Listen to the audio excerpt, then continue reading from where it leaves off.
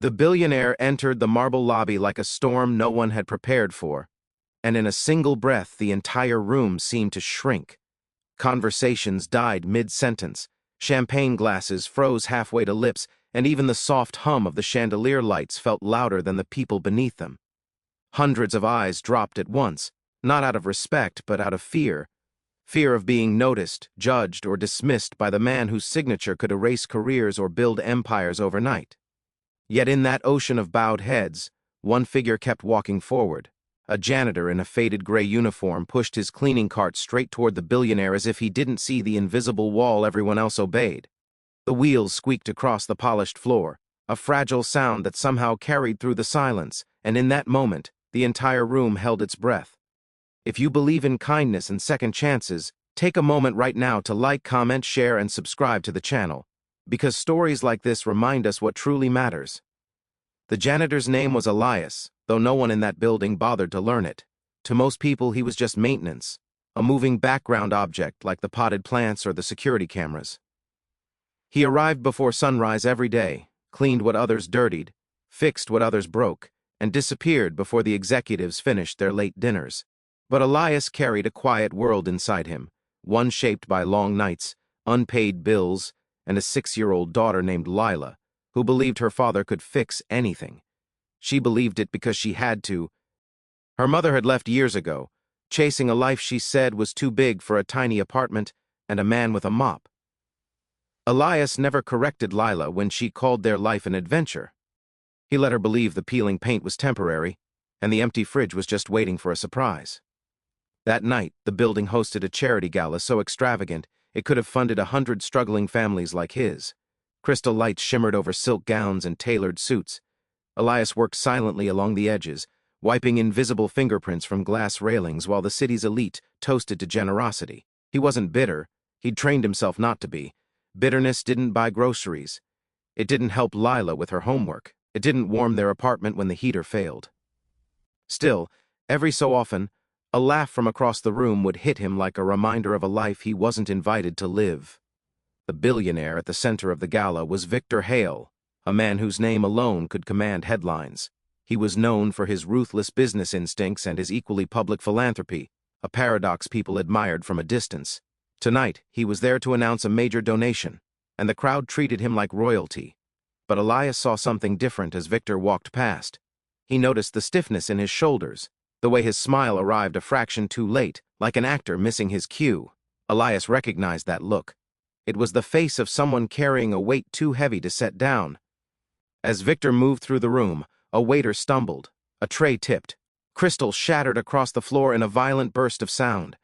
Gasps rippled outward, and the young waiter froze, pale and trembling, staring at the mess like it was a career-ending crime. Security started toward him immediately.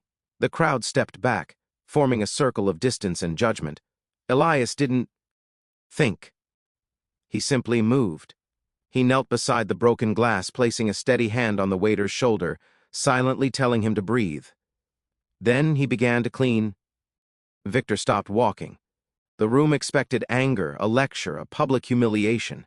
Instead, the billionaire watched the janitor. Elias worked with calm precision, shielding the waiter from the sharp edges, taking the blame with his posture alone. It was a small act, invisible to most, but it struck Victor with unexpected force. He saw a man protecting someone weaker, without hesitation, without reward. In a world where everything seemed transactional, the gesture felt almost foreign. After the mess disappeared, the gala resumed, but Victor's attention didn't. His eyes kept drifting back to Elias, who returned to the edges of the room as if nothing had happened. Later, when the speeches ended and applause faded into polite chatter, Victor did something that startled his entire entourage. He walked straight to the janitor. The conversation that followed was quiet, nearly swallowed by the music, but its impact would echo far beyond that night. Victor learned about Lila, about the second job Elias worked delivering food after midnight, about the landlord threatening eviction. Elias spoke plainly, without begging, without self-pity. He talked about his daughter the way other men talked about miracles. Something in that honesty cracked open a place in Victor he'd sealed years ago. Victor had grown up poor, too, though the world had forgotten. Success had wrapped his past in layers of tailored suits and boardroom victories. Listening to Elias felt like meeting a ghost of himself, the version that still believed survival and dignity could coexist. For the first time in years, Victor felt ashamed of how far he'd drifted from that memory. The next morning, Elias arrived at work expecting another invisible day. Instead, he found the building buzzing with rumors. Executives whispered. Assistants rushed. His supervisor approached him with a look that mixed confusion and awe.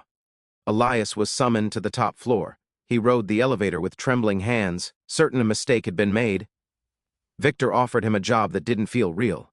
A position in facilities management, triple the salary, full benefits, flexible hours, not charity, a promotion, a chance. Elias almost refused out of fear. Change felt dangerous when failure meant dragging Lila down with him. But when he pictured her small face lit by hope, he said yes. The transition was brutal. Elias struggled with paperwork, meetings, expectations he'd never been trained for. Some employees resented him. They saw a janitor in borrowed clothes. Every mistake felt magnified. He came home exhausted, studying manuals after Lila fell asleep, terrified of proving everyone right. There were nights he stood in their dim kitchen and wondered if pride had tricked him into a fall he couldn't survive. But Lila noticed the difference before anyone else. He smiled more. He listened more. The fear in his eyes softened.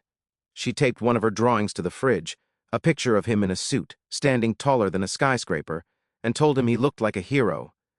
Elias carried that image in his mind like armor. Victor watched from a distance, refusing to interfere. He believed in the dignity of earned success.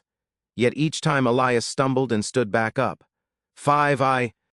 Janitor felt a quiet satisfaction deeper than any business victory. He began funding training programs within his company, opening doors for workers who'd been invisible for years. The culture shifted slowly, painfully, but undeniably. Months later, at another gala, Elias stood in a tailored suit that actually fit. He wasn't serving drinks or wiping floors. He was part of the team being honored for transforming the company's internal programs. When Victor entered the room, eyes still dropped, but this time Elias didn't look away. He stepped forward, not as a janitor crossing an invisible line, but as a man meeting another with equal humanity. The applause that night wasn't just for donations or prestige, it was for the idea that people could be seen again after being overlooked, that dignity wasn't reserved for the powerful, that a single moment of kindness could ripple outward and rewrite entire futures. If this story touched your heart, please take a second to engage with the video, like, comment, and share it with someone who needs a reminder that compassion still exists. And before we end, leave a comment telling us about a time someone believed in you when no one else did. Elias returned home that night to Lila asleep on the couch, her small hand curled around the drawing she'd made months earlier.